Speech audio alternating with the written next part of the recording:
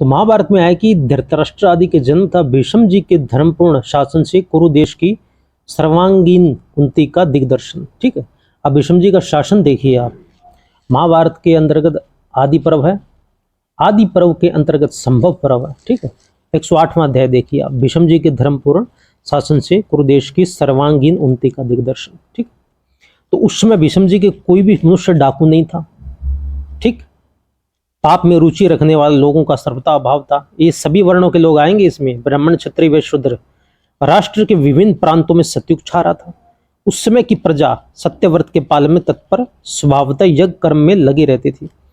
तो उस समय की प्रजा में मतलब सभी आते हैं, ब्राह्मण, क्षत्रिय, वैश्य, शूद्र। ठीक है, और धर्माकुल कर्मों में संलग्न रहकर एक दूसरे को प्रसन्न रखती हुई सदा उन्नति के पद पर बढ़ती रहती थी। अन्योन्य प्रीति संयुक्ता व्यवर्धयन्त प्रजास्तदा। ठीक है, एक दूसरे को प्रसन्न रखती थी वो पहले की प्रजा। महाभारत काल की बात बता रहा हूँ, ये महाभारत में आया ऐसा वर्णन। ठीक है, तो यहाँ पे ब्राह्मण है, क्षत्रिय, वैश्य, शूद्र एक दूसरे को प्रसन्न रखते थे सभी प्रजाओं। आगे लिखा है सब लोग अभिमान और क्रोध से रहित तथा लोभ से दूर रहने वाले थे। सब लोगों में कौन है?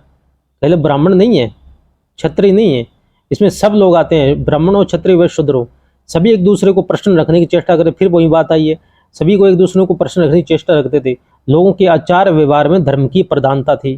ठीक, तो लोग आचार करो, विचार करो, इसमें सब लोगों के व्यवहार में, आचार में धर्म की प्रधानता थी। तो यहाँ कोई भेदभाव नहीं किया गया है किसी भी जाति वर्ण के साथ। लोगों की आचार विचार में धर्म की प्रधानता, सभी लोग आए हैं यहाँ पे। ठीक है, तो यहाँ पे कोई भी भेदभाव नहीं है किसी एक जाति को लेकर। ठीक है, तो सभी प्रजा करते। तो इस पे तो ये विचार होगा भीष्म जी के धर्मपूर्ण शासन से कुरुदेश की सर्वांगीण उन्नति का दिग्दर्शन।